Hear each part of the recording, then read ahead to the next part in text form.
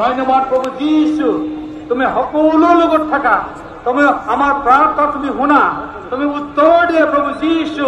এই বিশ্বত যেন শান্তি যেন আহে ধন্যবাদ প্রভু যীশু হে প্রভু ধন্যবাদ প্রভু যীশু তোমার কর্মী বিলাক আছে সকলো তোমাৰ বিশ্বাসী বিলাক যি আছে তোমাৰ বিশ্বাসেৰে যি কাম কৰি আছে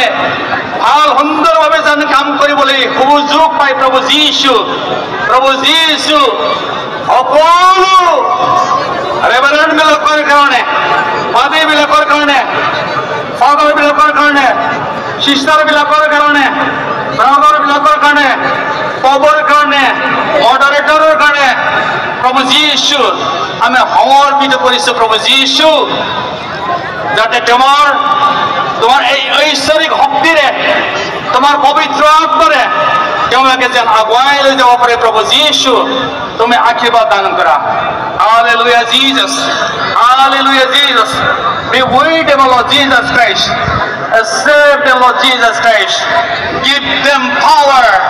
and as you have given authority oh Lord Jesus Christ be with them Lord Jesus Christ oh Lord protect them Lord Jesus Christ তোমাৰ ওচৰত আমি প্ৰাৰ্থনা কৰি সমৰ্পণ কৰিছো প্ৰভু যি হোৱা যেন সকলোৱে তোমাৰ চৰণত বিশ্বাসেৰে गासै उदालगुरि ख्रिस्टान कोअर्डिनेशन कमिटिनि सिङाव जेसेबांखिनि फोथायारिफोर दङ जेसेबांखिनि डिनोमिनेशनफोर दङ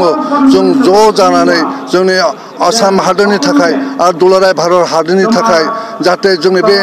दुलाराय भारत आरो दुलाराय आसामाव जा गोजोन शान्ति फैयो आरो बे भारत हादरखौ आरो आसामखौ मोजां दैदेनगिरिफोरा जाहाथे शान्तिजों दैदेनलांनो हायो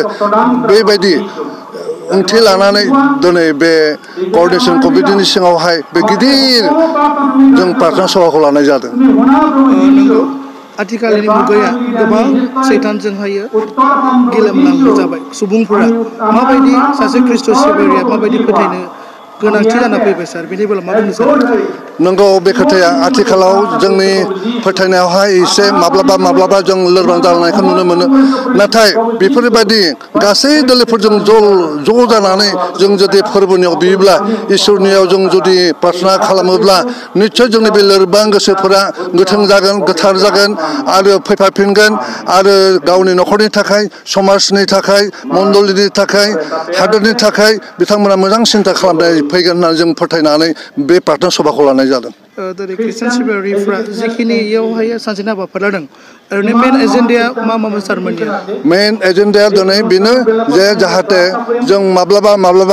जोंनि आसामावहाय एबा भारतबर्षआवहाय माब्ला जोंनि रायजो खुंनाय बेलायावहाय जों बिथांमोनखौ बेरेखा बुङा नाथाय जा अनज्लायनायखौ जों अभाबखौ नुनो मोनो माब्लाबा असान्तिखौ जों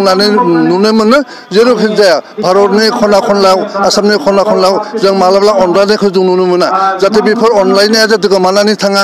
आरोबाव जाहाथे खौसेथियाव फैयो अनलायनायाव फैयो आरो मोजां गोजोननायजों जाहाथे हादर खुंलांनो हायो जोंनि दैदेनगिरिफोरा जाहाथे मोजां खुंनो हायो आरो जोंनि फोथायारिफोरा आरो गासै आसाम हादरनि मानसिफोरा आरो भारतबर्षनि मानसिफोरा जाहाथे गावबागाव धोरोमखौ लानानै अनलायनायनि गेजेरजों जाहाथे हादरखौनो हेफाजाब होनो हायो बे ओंथिखौ लानानैबो दिनैनि बे जों प्रार्थना सभाखौ लानाय जादों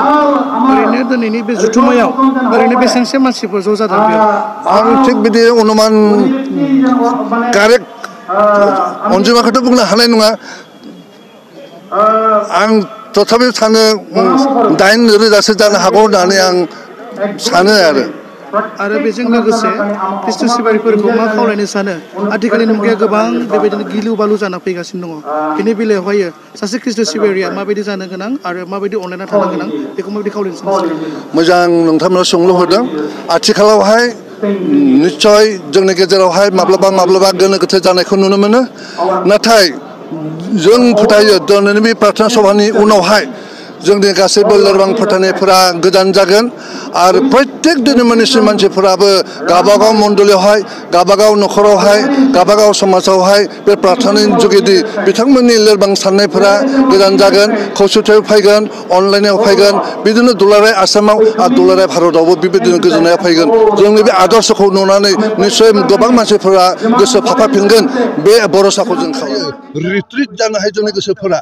बेक जानो हायो जों माबा मोनसे गोरोन्थि खालामबोदों नामा जोंनि फोथायनायावहाय मण्डली दैदेननायावहाय समाज दैदेननायावहाय रायजो बेंनायाव माबाफोर गोरोन्थि जादों नामा जादोंब्ला निस्सय सोरहाबा खहा जाथारगोन गथे बे जाहाथे खहा जाया बेबायदि निस्सय दिनैनि बे प्रार्थना सभाया